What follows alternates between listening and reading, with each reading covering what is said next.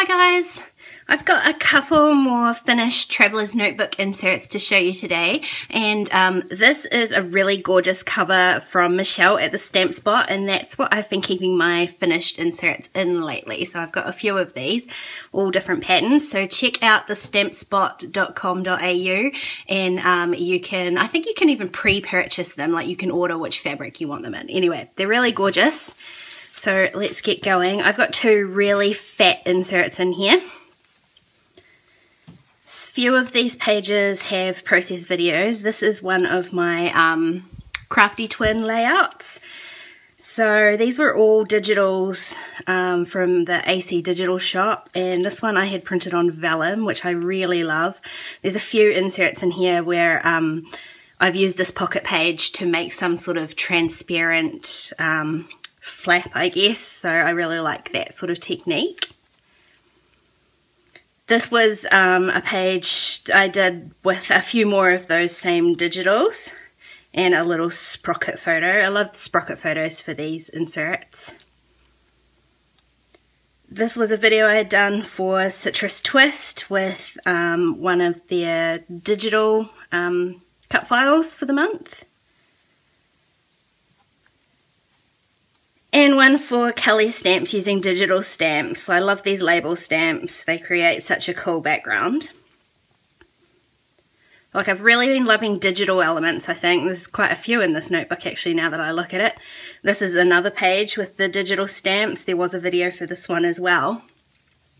I think like digital elements, especially being here in New Zealand, like international shipping can get quite expensive. So I think like digital files is a really cool way of getting things slightly cheaper. And I know people ask about the cost of printing digitals, but I guess the reality is here, like the cost of printing myself at home, I've never really broken it down into a page cost, but given that it can sometimes cost $30 or $40 to ship a single kit here, printing digitally does work out more economical for me.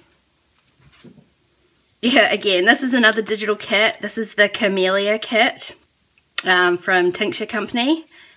And I had just printed all of these out. The only thing that isn't is my Instax photo and a couple of silver doilies.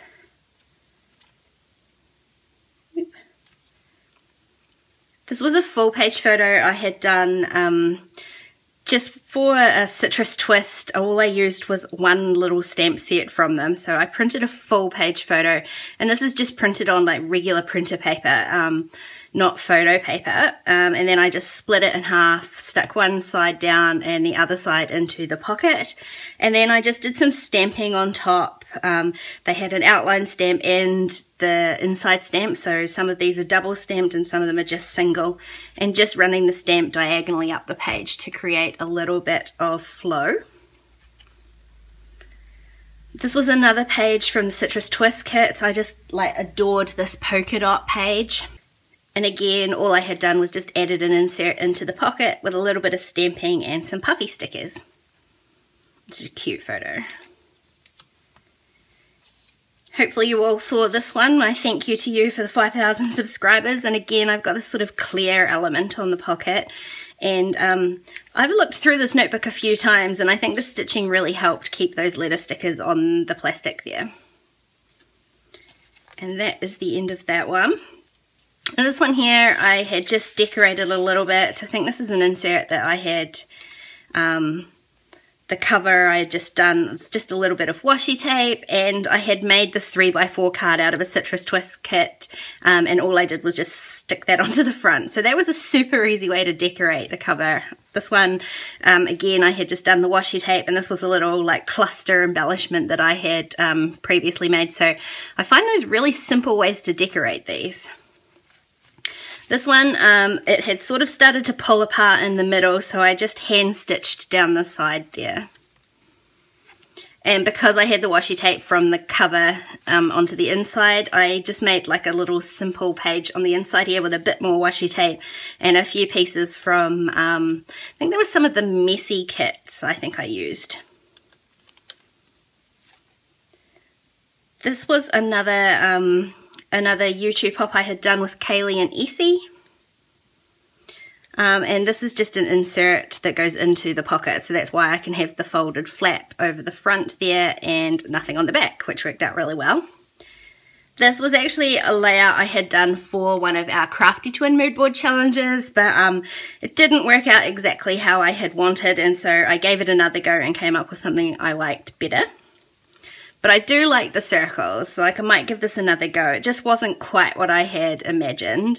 Lots of these I had just stamped on some different paper and then punched them into circles and stuck them down. This was another Kelly Stamps one.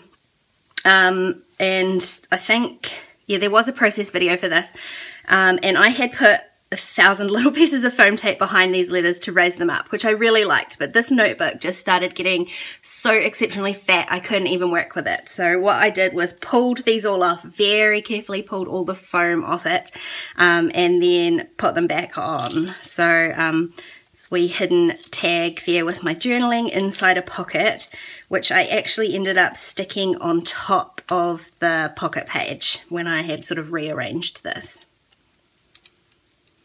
This was another page. I just printed out a full page photo, and I think again it was from one of those messy kits. All I did was cut the paper.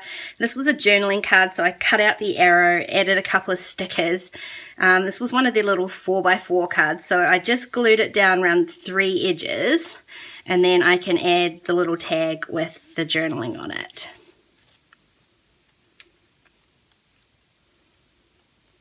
So this was the other page that I had done for this Crafty Twins challenge, so you can see it was much more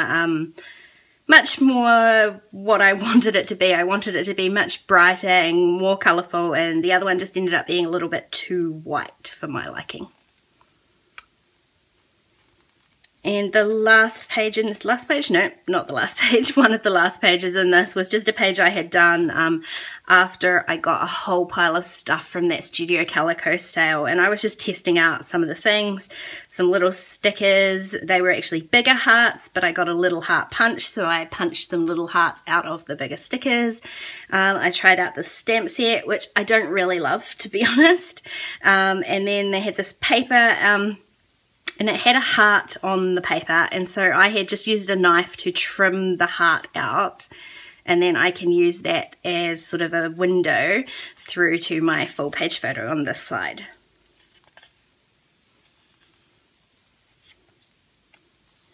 This page had a couple of pieces from the Brandy Kincaid Tiny Victory digital set, so again with the digitals, I printed out this tiny little circle and then created this tissue paper sort of ribbon. Essie does this all the time, and so I had a wee try at it, and mine are definitely not as tidy as hers, but I love the way it looked. I added some ribbon too to the bottom, and then that was a digital paper, and these two florals are like just an actual from a paper pad that I had used, and I stitched them before I stuck them down onto the page. So I do that a lot with the stitching. That way you're not stitching through onto the actual notebook page, but you still get that lovely texture. And the last page in here is again another Brandy Kincaid kit. I printed, I think this was a bookmark, so I printed out one of her bookmarks and stuck that onto the page. It gives it a really nice banner shape. And because it had these little, I think they're like sort of ruby, like gemstone sort of pattern, but I thought they looked like sequins, so I added some red sequins onto there as well, and then just stuck my sprocket photo onto one of the 3x4 cards and stamped out a quote. So that is those two notebooks all finished, done and dusted, and I can pop this lovely cover onto my shelf of notebooks. Thanks for watching, guys, and I'll see you next time. Bye!